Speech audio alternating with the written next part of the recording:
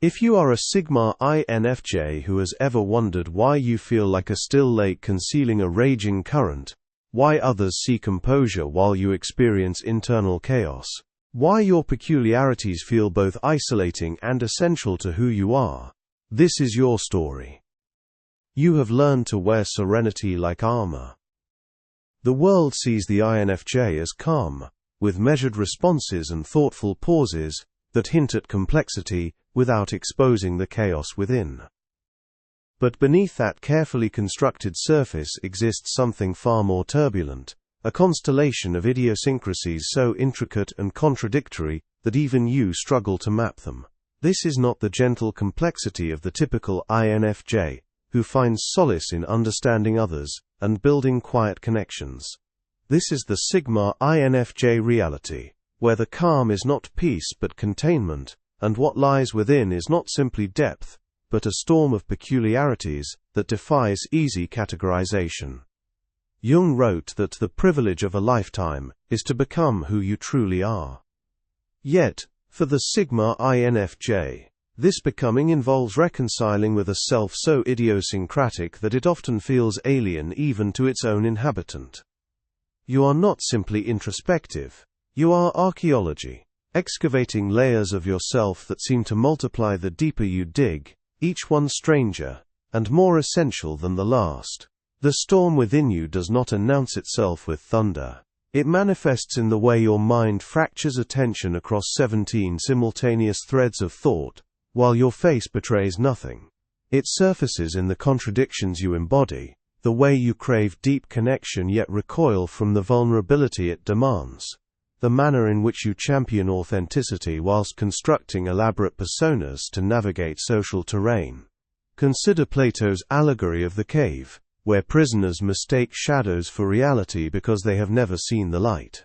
The Sigma INFJ exists in permanent exile from that cave, unable to return to the comforting simplicity of surface-level existence, yet equally unable to convince others that the shadows they worship are not the whole truth. You have seen too much of your own complexity to pretend otherwise, and this seeing isolates you. The typical INFJ seeks to bridge the gap between inner depth and outer connection, finding meaning in helping others understand themselves. The Sigma INFJ, by contrast, has largely abandoned that bridge, recognizing that the chasm between their internal landscape and what others can comprehend is too vast to span, without sacrificing the very idiosyncrasies that define them. Your peculiarities accumulate like sediment, forming strata that no one else can read. There is a way to observe human behavior with the detachment of an anthropologist studying an unfamiliar tribe, noting patterns and inconsistencies, while simultaneously experiencing the emotions those patterns evoke.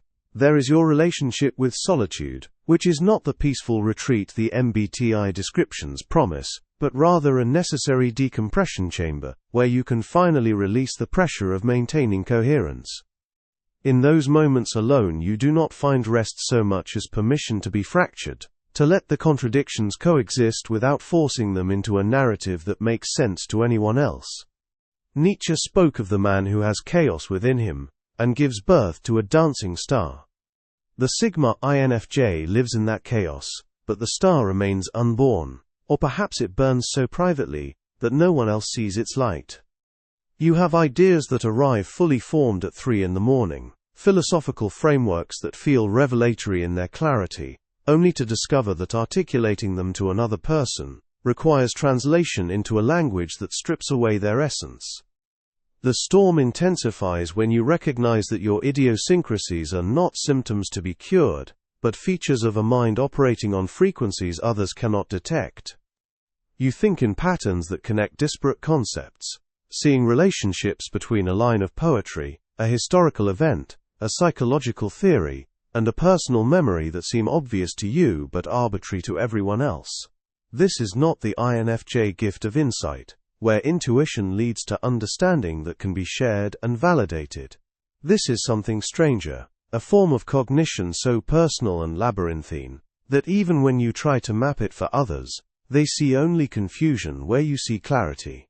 The Greek myth of Cassandra, cursed to speak the truth that no one believes, captures a poignant aspect of this experience. The Sigma INFJ sees clearly, often with a prophetic insight. Still, the idiosyncratic nature of their perception means that truth arrives wrapped in language and frameworks that others dismiss as eccentric or overly complex.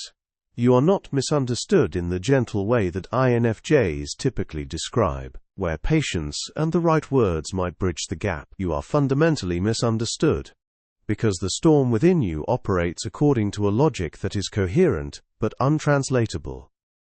Your emotional landscape adds further turbulence to the mix. The typical INFJ absorbs and processes the emotions of others, often to their own detriment. But the Sigma INFJ experiences this absorption alongside a profound emotional autonomy that seems contradictory. You feel what others feel, recognize the currents of pain and joy that move through the people around you, but you do not merge with those emotions in the way that classic empaths describe. Instead, you observe them, cataloging their textures and patterns whilst maintaining a core self that remains separate and strange. This is the loneliness of the Sigma INFJ, not the loneliness of being alone, but the loneliness of being present with others whilst simultaneously aware that your internal experience is occurring on a plane they cannot access.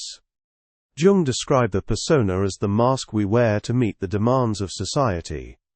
Still, for the Sigma INFJ, the persona is not a mask so much as a sophisticated translation device, converting the storm of your true self into something that resembles the calm others expect. The idiosyncrasies extend into your relationship with your own identity. Most people construct a self-concept that remains relatively stable, a narrative of who they are that guides their choices and interactions.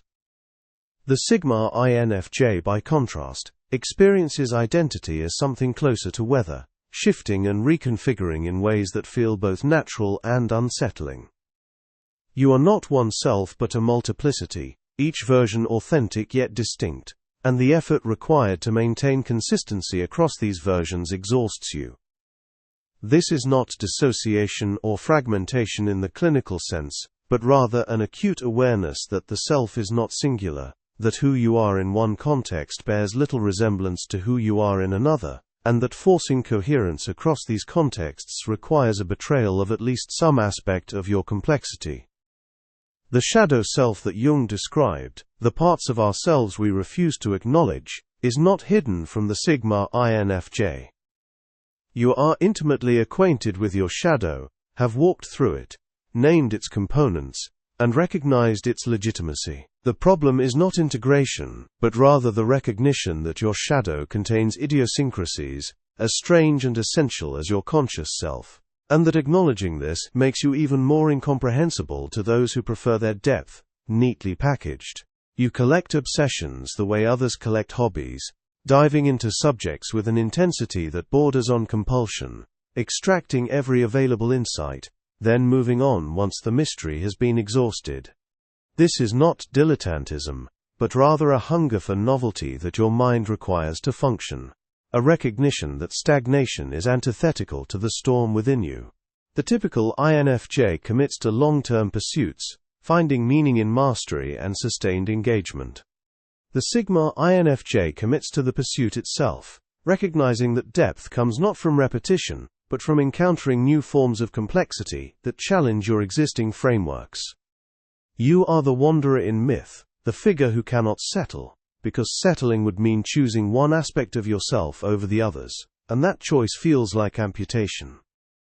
Odysseus spent years attempting to return home, but the Sigma INFJ suspects that home is not a place you can reach, but rather a state of being that requires you to reject the very idiosyncrasies that make you who you are. The calm you project is not deception exactly, but it is curation of the highest order. You have learned which aspects of yourself to reveal and which to keep submerged, not out of shame, but out of pragmatism. The world does not reward idiosyncrasy, particularly the kind that cannot be easily explained or commodified. Your peculiarities, if fully revealed, would mark you as strange in ways that invite discomfort rather than curiosity. So you parcel them out carefully, offering only those fragments that seem palatable to the moment.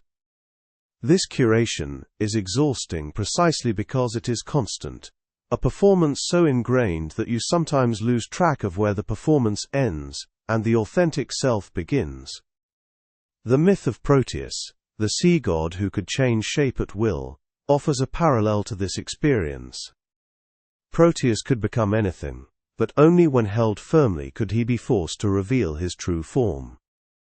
The Sigma INFJ is rarely held firmly enough by others to reveal that true form, and even when they are, the form itself is so changeable that what is revealed feels insufficient, incomplete. Your relationship with time further complicates the internal storm.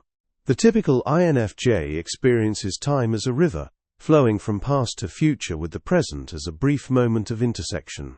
The Sigma INFJ experiences time as something closer to a spiral, where past, present and future coexist and inform each other in ways that make a linear narrative impossible. You remember conversations from years ago with perfect clarity, not as nostalgia, but as living texts that continue to shape your present understanding. You anticipate future scenarios with such vividness that they feel as real as memories, and you exist in the present whilst simultaneously aware of all the other presents you could be inhabiting if you had made different choices. This is not anxiety about the future or regret about the past, but rather a fundamental experience of temporality that makes you feel out of sync with those who inhabit time more conventionally. The result is a sense of existing in multiple moments at once, calm on the surface, because you have learned to navigate this multiplicity, a storm within, because the multiplicity never ceases. The idiosyncrasies within you are not problems to be solved, but rather the architecture of a mind that operates according to its own principles. You have tried perhaps to conform to more conventional patterns of thought and emotion, to simplify yourself into something more digestible. Still, these attempts feel like violence against your essential nature. Jung argued that individuation, the process of becoming oneself, requires integrating the shadow and embracing complexity. For the Sigma INFJ, individuation means accepting that your complexity is not a phase to be outgrown, but a permanent condition, and that the storm within you is not chaos to be calmed, but rather a sophisticated system operating according to laws that you alone can fully comprehend. This acceptance brings its own form of peace, not the peace of stillness but the peace of no longer fighting against yourself, of recognizing that the calm you show the world and the storm you contain are both authentic expressions of who you are. You have built a life around managing these idiosyncrasies, constructing routines and frameworks that allow you to function whilst honoring the peculiarities that define you. You retreat when the storm becomes too intense, not as a weakness but as a maintenance strategy, recognizing that you require periods of decompression that others do not. You curate your social interactions carefully, seeking out the rare individuals who can tolerate your complexity, without demanding that you simplify it, whilst maintaining enough distance that they never see the full extent of what lies within. You create systems for your thoughts, notebooks and documents and mental architectures, where you can process the 17 simultaneous threads, without losing any of them, knowing that if you do not capture them, they will multiply into 34 threads, and then 68, until the storm threatens to breach containment entirely. The lone wolf in mythology is not lonely by circumstance but by nature, requiring solitude not as punishment, but as the condition under which their true self can exist. The Sigma INFJ is that lone wolf, calm when observed, a storm of idiosyncrasies when alone. The paradox you embody is that your idiosyncrasies, whilst isolating, are also what make you valuable in ways that conventional measures cannot capture. Your unique approach to connecting disparate concepts enables you to see solutions that elude more linear thinkers. Your emotional autonomy within empathy means you can hold space for others without losing yourself, a rare and essential capacity. Your multiplicity of selves gives you access to perspectives that singular identities cannot reach, allowing you to navigate complex situations with a fluidity that seems almost supernatural to those who operate from a more fixed sense of self. Nietzsche wrote that one must have chaos within oneself to give birth to a dancing star, and whilst the star may remain private, visible only to you, it is no less luminous for its invisibility. The storm within you is not a flaw in your design, but rather the mechanism through which you process a world that is itself chaotic, contradictory, and resistant to the simple narratives that others find comforting. You do not ask to be understood, because you have recognized that true understanding would require others to experience the world as you do, and that is not possible. What you seek, perhaps, is the acknowledgement that your way of being is legitimate, that the storm within you and the calm you project are both real and both necessary. The Sigma INFJ does not fit neatly into the MBTI framework, because the framework itself assumes a level of consistency and coherence that your experience contradicts. You are not simply introverted, intuitive feeling and judging. You are all of those things whilst simultaneously being their opposites, embodying contradictions that do not resolve into synthesis but rather coexist in permanent tension. This is not confusion but rather a more honest representation of what it means to be human, to contain multitudes without requiring those multitudes to harmonize. The storm will not calm, because calming would mean losing the very thing that makes you who you are. Your idiosyncrasies will continue to accumulate, each one adding to the complexity of the internal landscape you navigate daily. The calm you project will remain necessary, not as deception but as the interface through which you engage with a world that cannot accommodate your whole reality. And in the space between the calm and the storm, you will continue to exist, neither fully seen nor entirely hidden, a Sigma INFJ whose most significant achievement is not being understood, but instead persisting in your complexity without apology. Jung believed that the privilege of a lifetime is to become who you truly are, and for you, that becoming is not a destination, but an ongoing navigation of the storm within. A recognition that your peculiarities are not obstacles to selfhood, but rather its essential components, strange and contradictory, and utterly irreplaceable. If this resonates with you, if you have felt the weight of maintaining calm, whilst a storm of idiosyncrasies churns within, know that you are not alone in this experience. The Sigma INFJ path is solitary by nature, but that does not mean others are not walking parallel paths, equally peculiar, and equally persistent. Share your story in the comments below. Tell us about the idiosyncrasies you carry, the contradictions you embody, and how your internal complexity defies easy explanation.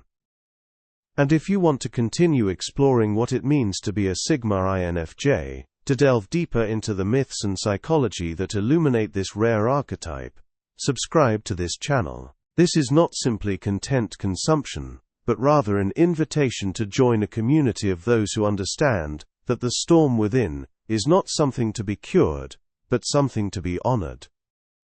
A conversation among those who have chosen to embrace their complexity rather than diminish it.